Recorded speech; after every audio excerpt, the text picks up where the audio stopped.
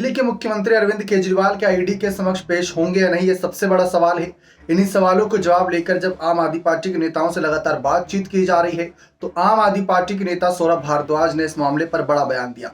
देखा जाए तो इस समय विपक्ष ईडी के शिकंजे में है, यानी कि विपक्ष को लगातार ईडी का समन मिल रहा है।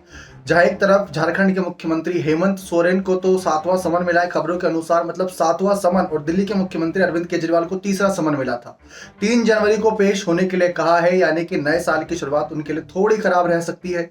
लेकिन ईडी के समक्ष पेश होने पर आम आदमी पार्टी के नेताओं का साफ कहना है कि अरविंद केजरीवाल क्यों जाए, क्योंकि ईडी जो काम कर रही है वह राजनीतिक द्वेष के लिए कर रही है, और साफ नजर आ रहा है कि वह कहीं ना कहीं राजनीतिक हथकंडों के चलते वह कदम उठा रही है। इसमें कोई पारदर्शिता नहीं है, कोई सच्चाई नहीं है। ईडी ने अपना मजाक बना लिया है। यह बयान है सौरभ भारद्वाज का।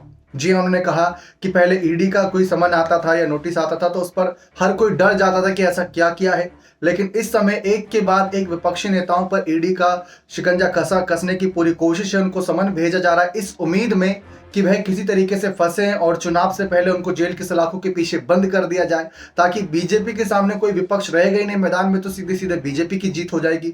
लेकिन सौरभ भारद्वाज ने कहा कि ऐसा कुछ भी नहीं होने देंगे हम, क्योंकि पहले ही मनीष सिसोदिया और संजय सिंह जैसे बड़े नेता जेल की सलाखों के पीछे हैं। उनके खिलाफ क्या आरोप है, कितना पैसा उनसे बरामद हुआ, अभी तक ईडी उसका भी खुलासा नहीं कर सकी। तो रही बात मुख्यमंत्री अरविंद केजरीवाल के समक्ष पेश होने की, तो उस पर सौरभ भारद्वाज ने साफ कहा कि अरविंद केजरीवाल पेश होंगे या नहीं ये हमारे कानूनी सलाहकार बताएंगे। कानूनी सलाहकार को यह काम सौंपा जाएगा, उसके बाद जो भी फैसला होगा कानूनी तौर पे उस पर हम कदम उठाएंगे। लेकिन सौरभ भारद्वाज ने साफ तौर पर ईडी को शिकंजे में लेते हुए कह सकते हैं कि अपने निशाने पर लिया और ये कहा कि ईडी इस समय मजाक बनकर रह गई है, उनकी कोई विश्वसनीयता नहीं रह गई, क्योंकि अब ईडी का अगर कोई समन आ रहा है तो ऐसा लग रहा है कि सिर्फ और सिर्फ विपक्षी द्वेष भावना निकालना चाहते हैं और भाजपा के दिए हुए आदेशों पर वह चल रही है, ना कि केंद्र सरकार और सचमुच भ्रष्टाचार के खुलासों को लेकर।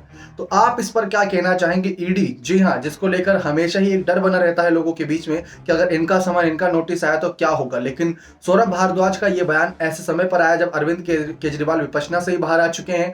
3 जनवरी को पेश होंगे या नहीं, इस पर भी सबके सामने सवाल बना हुआ है। अपनी राय कमेंट सेक्शन में जोड़ दीजिएगा। बहुत बहुत धन्यवाद।